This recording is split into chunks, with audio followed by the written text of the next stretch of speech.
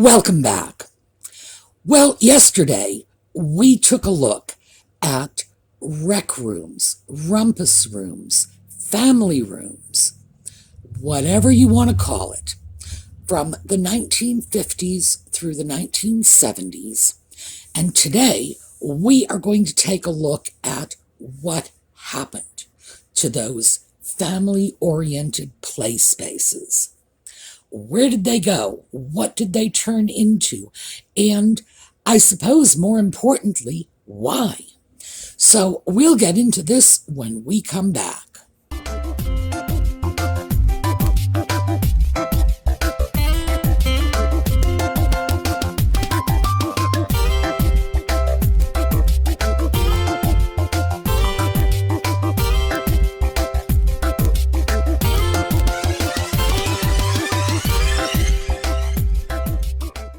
I suppose we should really start with why the rec room disappeared.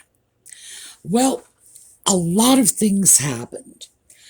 For one thing, the housing market changed.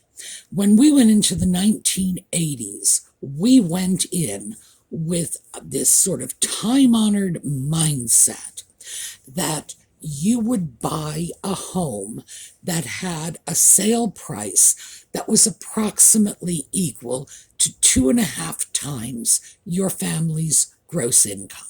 So if you made $50,000 a year, you would buy a house that cost $125,000. Well, the mortgage market opened up in the 80s. I'm sure we all remember that. They were giving out mortgage money like trick-or-treat candy. And of course, that all collapsed. The housing market tanked. Banks went under. Mortgage companies, insurance companies, a lot of these went belly up. They are no longer dealing with the larger numbers. So now they are saying your mortgage payment should be 28% of your gross monthly income. Regardless, it's still a little more back in line with what we were taught was the golden rule back in the 70s. So in the 80s, if you had, say, a family with mom and dad and 2 kids, and you really wanted a 3-bedroom house with an extra family room, you would go off and buy a 4-bedroom house. You would not be looking for that extra space in the basement. Now, basements are expensive to dig on a new home. Those of us who grew up in certain parts of the country, certainly where I grew up in New England, basements just came with the territory. It was found space. You didn't really buy a house with a basement because it had a basement. Houses just came with them or didn't. It was that simple. So I think the shift in housing had something to do with it. Also, there's another factor. In the year I was born, 1954, half the American households had a television. By I think it was 1978 was that magic year when half the households had 2 or more televisions. So the family was no longer gathered around the one lone TV anymore. And I think, although a small factor, that probably was a factor. I remember that in the 50s and 60s, the television was in the living room. It was a status symbol. In the 50s, if you had a television, you showed it off. In the 60s, if you had a color television, you showed it off. By the 1980s, the television in the living room was considered a little déclassé. And of course, with multiple televisions were relocating into bedrooms and certainly into family rooms if you had them. But our use of these rooms changed rather dramatically. Also, if you will recall from the talk about bathrooms, 1978 was the year that the percentage of women in the workforce hit that 50% mark. So the way our families were functioning with mom working was a big change too. I think primarily the biggest factor was we no longer wanted to be living in our basements. I think that was one of the main reasons that the Rumpus room very quickly became the kids' playroom, the teenagers' dance room, the adults, get away from the kids and have a quiet drink room. That it was an escape room. It wasn't a room you went to in order to enjoy the room. It was sort of a room you went to get away from something else. And when we were no longer escaping into our basements, I think that was a big change too. So keep in mind, some of these things are obvious from the statistics: television ownership, women in the workforce, is the housing market. But others are merely my own extrapolations for what happened, having lived through this period and having observed it, having watched the time when the family used a basement rec room evolve to the time when the basement rec room was turned over to the teenagers, to the time when the basement rec room was just disappearing altogether. So, much of this is speculation. Some of it, at least the basics, are grounded in some actual facts. But I suppose, regardless of how relevant that is, we do know our use of our space changed. We were getting away from formal living rooms. We were living in our living rooms more. They were no longer the space reserved for the party dresses and the company. Now families were enjoying all of their space, not sort of roping off the living room for company and the dining room for Sunday dinner. We were less formal. And this is right across the board in society. Anybody my age remembers that you wore gloves and hats to church on Sunday. But things have changed. We are less formal as a society.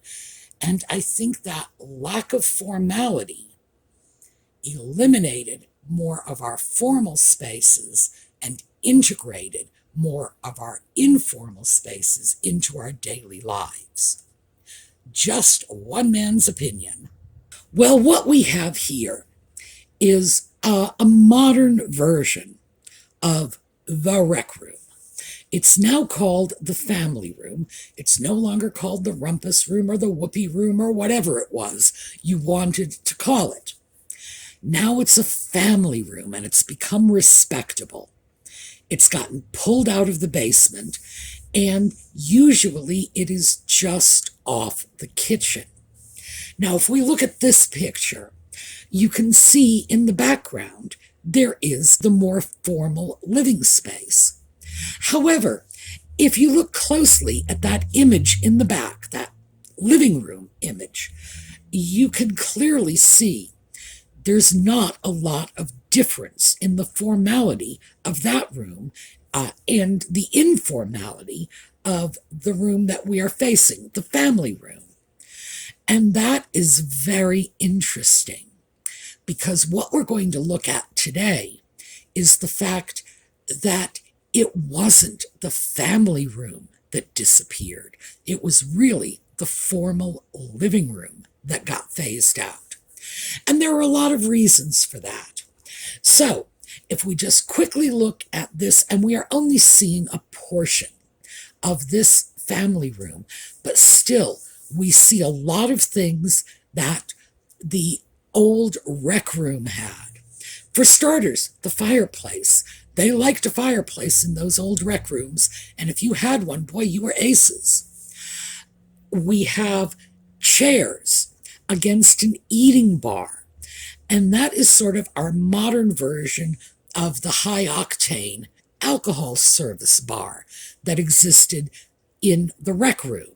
This is essentially what the family room is now. Let's take a look at another picture here. Again, we have the kitchen, and right off the kitchen, we have this family room, this less formal space.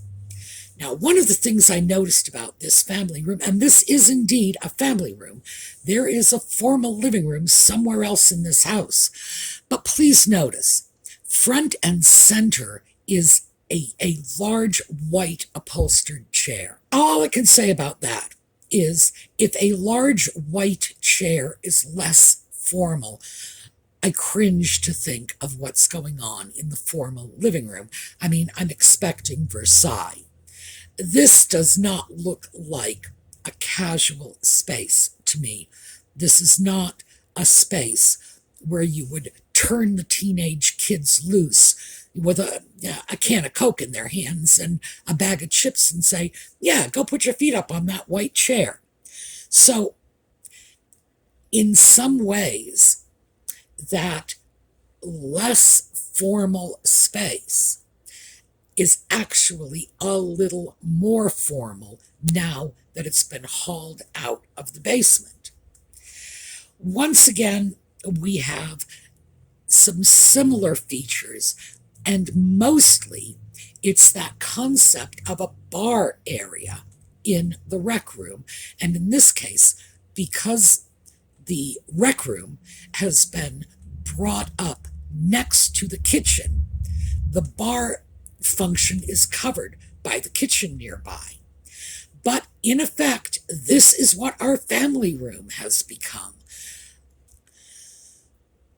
There was an interesting trend in the 80s that contributed significantly to the loss of the formal living room and the family room that replaced it.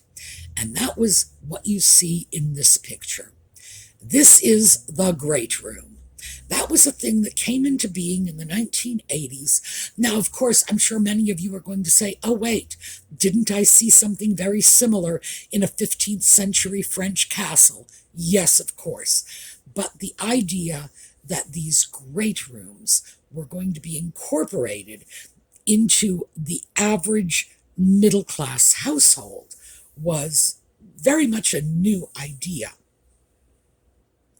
These rooms were ordinarily opening onto the kitchen.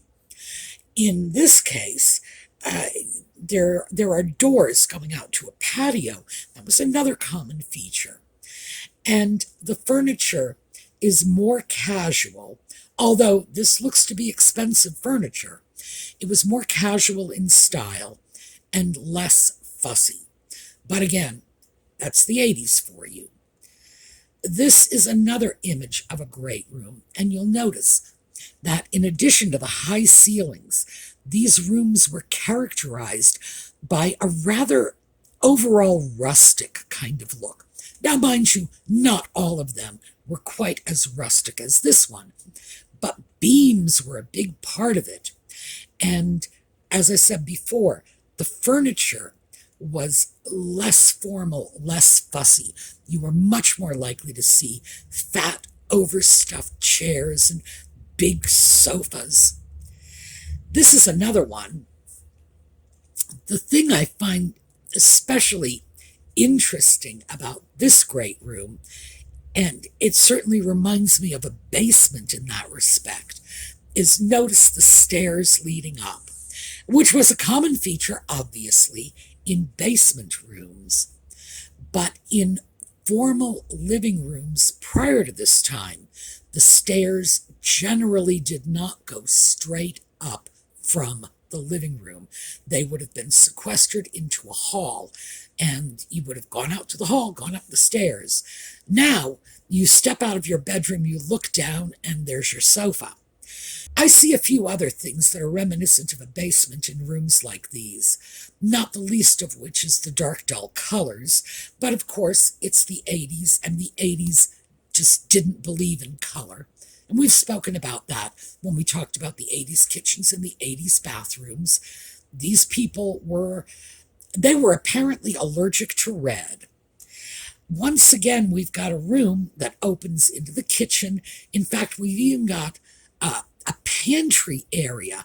It's rather like a butler's pantry that transitions from the great room into the kitchen. And once again, we have this giant great room with the beams and all of the open windows and so on. That, by the way, was the major departure from the basement rec room. The fact that these great rooms were full of light, one of their best features. But again, everything is much less formal. It's more country, it's more rustic. And therefore, it doesn't necessarily appeal to everyone, but certainly these rooms had their fans. Here is a great room that I have to say probably will resonate with people who are not quite so American country in their decorating style. This is still very casual, but it's not quite as rustic. Once again, we see a lot of things you probably would not see in a very formal living room. The big television set, an ottoman instead of a coffee table. This is a sectional sofa rather than more discreet seating areas. But still, we've got plenty of windows, plenty of light coming in. And here again, well, this is kind of mountain cabin looking great room. The beams, the big fireplace, the more casual furniture.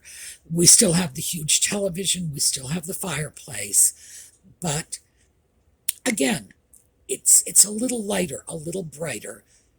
Still, we're looking at that dreadful, colorless 80s palette. So the next question that arises is, what happens when you look at this and say, I do not want to live in the woods. I do not want to feel as if I am living in the woods, but we need some less formal spaces. Well, the big thing to come out of that is this, and this is the man cave. Now, we are starting off with a man cave that appears to be right off the formal living room, which is very interesting. The way we know this is a man cave is because this is definitely not a dining room table. This is a poker table. And we have, again, the features that used to be seen in the rec room. Remember, the rec room had some sort of game table. I don't know what games they were playing. Giant table. Ping pong tables were another one you would see a lot. In this case, it's a poker table instead of a pool table, but we have the bar in the background. We have the fireplace, so we're still seeing a lot of the features that we used to see in the rec rooms of an earlier era. But it is labeled a man cave, and I can see that. Here we have another one. This now, again, clearly we've got a man cave. We have some sort of game table, and if you look at the lower left corner, we seem to be catching an edge of it. But everything is focused around this giant comfy chair in front of the television set where we get to watch the game. And there is a smaller game table of some sort off to the left.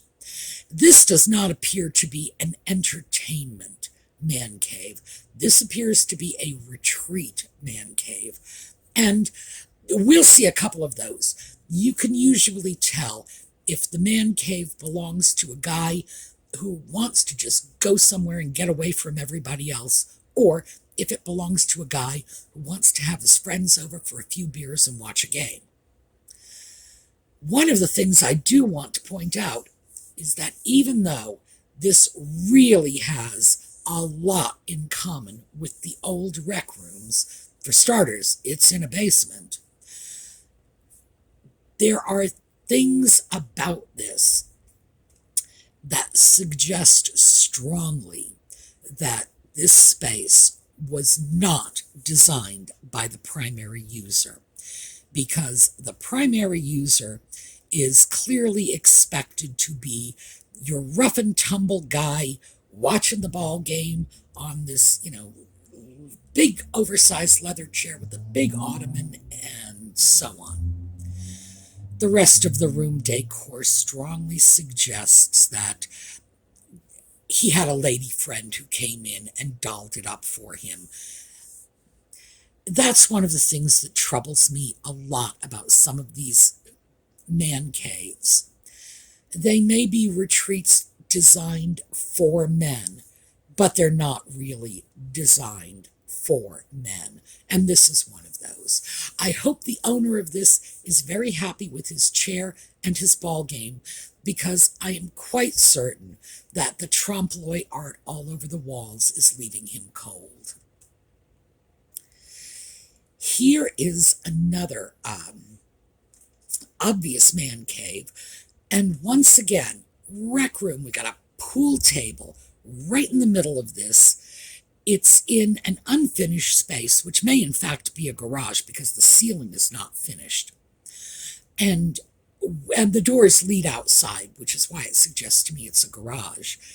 So we've got cabinetry. Now the cabinetry, by the way, at first I thought those might have been individual television screens. I've seen that sort of thing done.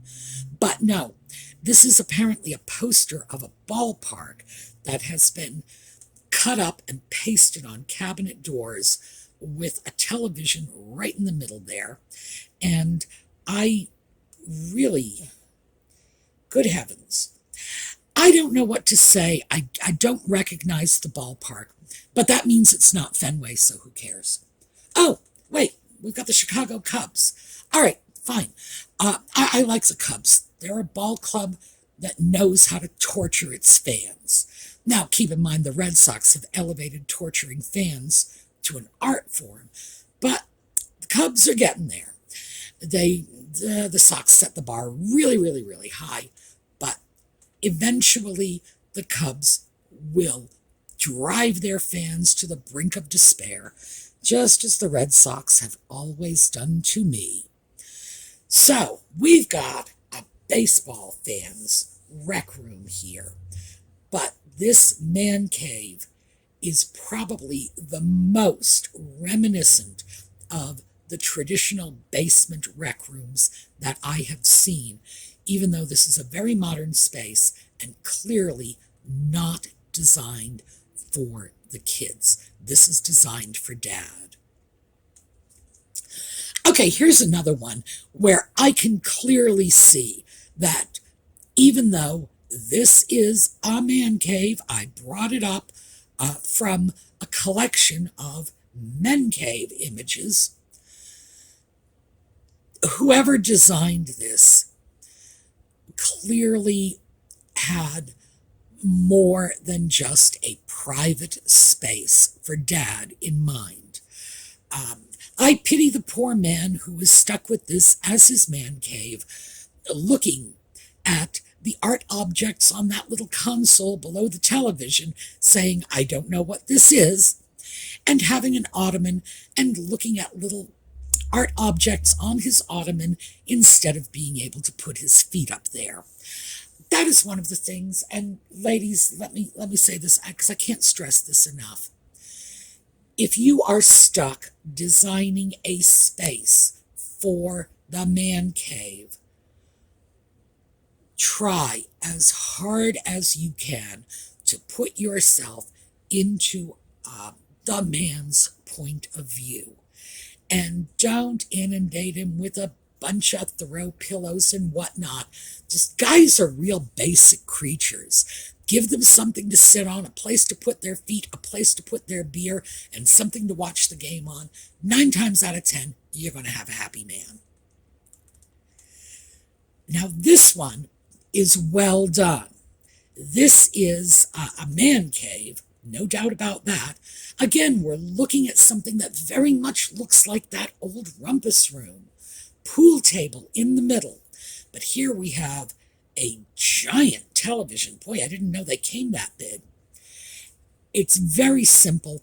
And notice that there's a lot of sleek industrial design in this. Even the bar stools, and I'm referring to the ones on the right-hand side of the room, they're built from tractor seats. Oh, yes, that's going to grab the attention of a manly man. It's simple. It's easy to deal with. It's easy for someone to wrap their head around it. We've got the bar. And the bar, by the way, consists of a few bar counters. There are 3 of them here, with built-in refrigeration in the back walls. Very, very clever. I do like this. I think this is a space that, even though it's clearly a designed space, is probably not going to be an affront to the dignity of the man who is using this as his man cave. Here's another one. This is a dark, overall dark. We're dealing with black and white, the giant pool table. We've got the bar, we've got the television, and that's it. Again, it's well designed, but it's not fussy and frilly. It's not the sort of thing that a man is going to walk into and say, I really don't know what to put my drink on. I really don't know where to put my feet. And the whole point of designing a man cave is so the guy can be comfortable and not say, I'm going to get my butt kicked if I put my boots on that white sofa. This is another one that I do think was well designed. We're moving a little into the frillies here. But this is obviously designed for entertaining. This, too, is a little on the industrial side. I love that table behind this sectional sofa, that sort of live edge piece of wood. Somebody put some thought into this, and somebody made sure that it wasn't going to be an affront to the guy who is using it. Once again, we've clearly got that whole basement rec room feel going, but now the pool table, the game table, has been replaced by the giant television screen. I suppose in a way that's a shame, because when we look at something like that, we're inclined to pull back and say, are these guys as fit and healthy as their fathers were? At least their fathers were moving around a pool table, and these guys are sitting on a sofa. So, I don't know, that's something to think about for sure, but I do think this is a well-designed room, and I do think this is a room that most men are not going to be too troubled by. So now let's move over to the lady of the house. So what happened when Dad got a man cave out of that rec room, but Mom did not? Well, right here is what happened. This was something that came out a little later. This is more a feature of the 90s, the 2000s. And this is the craft room. When busy women, and I shouldn't say that because certainly some men are crafting, and obviously some women are watching ball games. Now, I just gave you my 2 cents worth on the Cubs and the Red Sox. But these are rooms that are really designated his and hers. And who knows, maybe we should just look at the sexism of that. But for now, we're just going to stick with the rooms. Mom got a craft room. So Mom ended up getting her own space in the house. Dad got the man cave, Mom gets the crafts room. And these crafts rooms, amazingly enough, are almost all the same. I'm going to show you, I believe, 4 of them here. You could go online and you can find hundreds of them. And I promise you, you're not going to find much variation.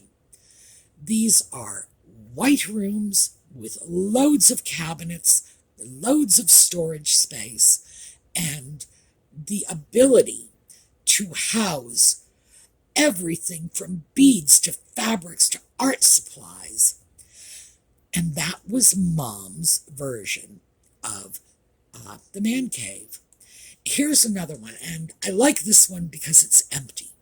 What you have here is an utterly unoccupied craft room, and it takes very little imagination to look at a room like that, because I can easily look at it and say, okay, I know what I would fill those bins with. Yes, so fortunately, Mom wasn't left out of this, but I have to say, craft rooms are nowhere near as common as man caves. Once again, we have a room that has wall-to-wall white cabinetry that seemed to be de rigueur for these rooms, a lot of storage space, and usually a large craft table in the middle. This one doesn't have a craft table in the middle.